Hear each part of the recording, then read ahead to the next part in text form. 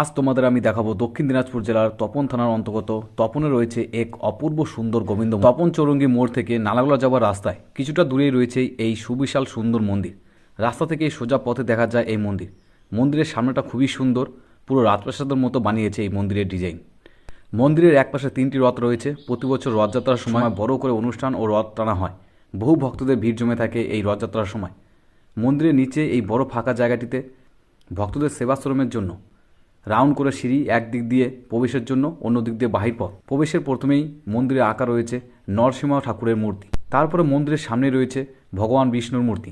আর হ্যাঁ, মন্দিরের নির্মাণ কাজ এখনও কিন্তু সম্পূর্ণ হয়নি। দেওয়ালের বিভিন্ন জায়গায় বিভিন্ন মূর্তি আঁকা, যেগুলো এখনও সম্পূর্ণ হয়নি, তবে এখনও দেখতে খুবই সুন্দর লাগছে।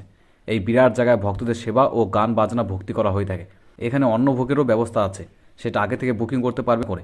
আমরা আরেকটা সময় গিয়েছিলাম, তাই ঠাকুর ঘরে পর্দা দেওয়া ছিল। কর্তৃপক্ষের কাছে শুনলাম বেলা 3টার পর ঠাকুর ঘরে পর্দা সরানো হবে। আমরা কিছুক্ষণ ওয়েট করলাম। এইখানে 3টি ঠাকুরের ঘর, একটি শিব মন্দির, শিব মন্দিরের সামনে রয়েছে সুন্দর নন্দীর মূর্তি, আর শিব মন্দিরের ভিতরে আছে শিব ঠাকুর ও শিবলিঙ্গ। অন্য পাশে ঠাকুর ঘরে আছে বিভিন্ন দেবদেবীর মূর্তি। পাশেই দোলনায় রয়েছে রাধাকৃষ্ণ, আর তার পাশেই প্রধান ঠাকুরঘরের মধ্যে রয়েছে রাধা গোবিন্দ মন্দির, যেখানে সামনে রয়েছে জগন্নাথ ঠাকুর, উপরে রয়েছে খুবই সুন্দর রাধাকৃষ্ণের মূর্তি, আর দুই পাশে আরও ঠাকুর। এই মন্দিরে দূর দিগন্ত থেকে ভক্তরা আসেন মন্দির এবং ঠাকুরের দর্শন করতে। প্রসাদের ব্যবস্থা আছে ভক্তদের জন্য। বড় মন্দিরের পাশে আছে বড় বিল, এখানে ভক্তরা বিশ্রাম নেয় প্রকৃতির কোলে। সুন্দর বাতাস, শান্তিপূর্ণ জায়গা। আরও রয়েছে মন্দির, যারা আসেনি তারা অবশ্যই আসো এই সুন্দর মন্দির দেখতে।